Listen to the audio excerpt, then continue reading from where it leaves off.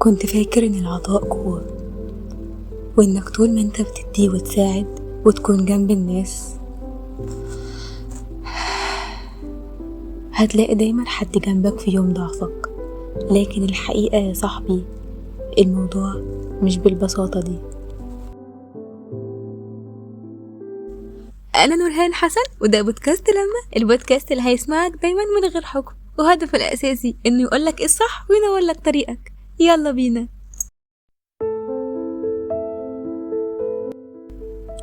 أنا هحكي لكم عن حكاية آدم. شاب في بداية العشرينات، قلبه طيب بشكل يخليك تقول عليه ملاك ماشي على الأرض.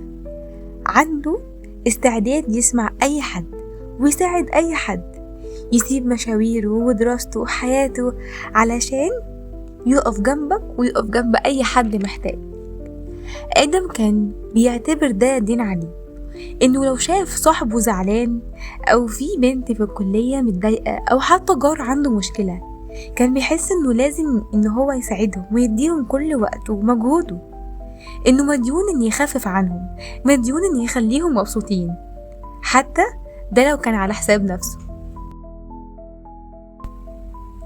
المشكلة إن الديون دي ما كانتش بتتسدد. في كل مرة كان يتعب فيها آدم أو ينهار من ضغط الحياة، ما كانش بيلاقي حد، حتى أقرب الناس ليه اللي كان فاكر إن هم ظهر وسند، كانوا بيتحججوا إنهم مشغولين، هنتكلم بعدين، الكلام يعني اللي بيتقال بسرعة واللي هو تقضية واجب والسلام. آدم بدأ يسأل نفسه، هو أنا ليه بعمل كده؟ ليه بدي روحي ووقتي وطاقتي وقلبي للناس؟ ما بتعرفش أصلا قيمتي. الموضوع مش بس وجع آدم، ده علمه حاجة عميقة جدا. علمه إن في حاجة اسمها ديون نفسية، وإنك لما بتدي كل اللي عندك وما تحافظش على نفسك، كأنك بتحط نفسك في بنك فاضي، رصيده صفر، بتدي فلوس مش موجودة، طاقة مش عندك، أمان مش متوافر، وفي الآخر بتلاقي نفسك مديون، متبهدل ومكسور. والأصعب إنك تلاقي نفسك لوحدك، إنك تلاقي نفسك بتحاسب على كل المشاريب دي لوحدك، على كل اللحظات اللي كنت فاكر إنها ترجع لك في شكل حب أو دعم، وفي الآخر ما رجعتش. في يوم من الأيام آدم رجع بيته بعد ما قعد مع واحد من صحابه اللي كان بيعتبرهم إخواته، وصاحبه ده كان محتاج فلوس ضروري، وآدم كالعادة ما فكرش ومد إيده واداله اللي معاه. لكن المرة دي وهو راجع حس بحاجة مختلفة، حس إنه مش قادر يتنفس، وده طبعا مش من قلة الفلوس، لكن حس إن إحساسه إنه بدأ يتسحب منه حتة حتة، ومحدش بيديله حتى كلمة شكرا من القلب. ووقف قدام المراية وبص لنفسه، وهنا لأول مرة قرر يجاوب نفسه بصراحة. اكتشف ان اللي بيعمله مش عطاء حقيقي، ده كان دين مش عليه أصلا. هو كان فاكر نفسه ان قوته بعطائه، لكن الحقيقة انه كان ضعيف لانه ما كانش عارف يقول لأ. العطاء الجميل يا صاحبي مش انك تفضي نفسك علشان تملى الناس، العطاء الصح انك تدي وانت مليان، مش واحد يوافق ينزل يخرج وهو تعبان، او حد يقول حاضر لشغل زيادة من غير مقابل.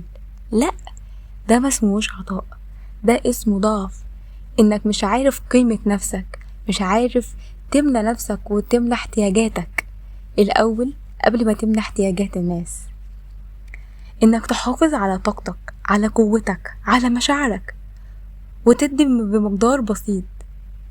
آدم بدأ يتعلم إن يوازن، بدأ يحط حدود، بقى عارف إيه اللي ليه وإيه اللي عليه. مرة لما واحد صاحبه اتصل بيه في وقت مش مناسب، بقى يقوله معلش أنا مش هقدر دلوقتي، بقى عارف قيمة نفسه. الموضوع ما كانش سهل لأنه كان متعود يرضي الكل حتى لو على حساب نفسه. آدم فهم إن قيمتك مش بتتقاس بعدد الناس اللي ساعدتهم، قيمتك بتتقاس بعدد المرات اللي قدرت تحافظ فيها على نفسك وسط الزحمة. والرسالة هنا بسيطة جدا، ما تديش طاقتك ومجهودك وسعادتك لحد مش مقدر. أكيد مش هقولك إنك ما تبقاش كريم، بس خليك كريم بحكمة، خليك طيب مع نفسك، لأنك لو وقعت عمرك ما هتعرف تشيل حد تاني. واسأل نفسك مين هيساعدني أنا؟ الحقيقة إنك مش مطالب تدي الكل، انت مطالب تحافظ على قلبك، على روحك وعلى قوتك، علشان تعرف تكمل من غير ما تنهار. العطاء الحقيقي لما تكون انت مليان مش فاضي، لما تدي وانت واقف على رجلك مش واقع. وأخيرا افتكر دايما ان نفسك أولى بالرحمة وأولى بالحب وأولى بالاهتمام، وانك لو حافظت عليها هتعرف تدي للعالم أحلى نسخة منك. وبكده نكون وصلنا لنهاية حلقتنا النهاردة. أتمنى يكون البودكاست عجبكم، وأشوفكم في بودكاست جديد. باي باي.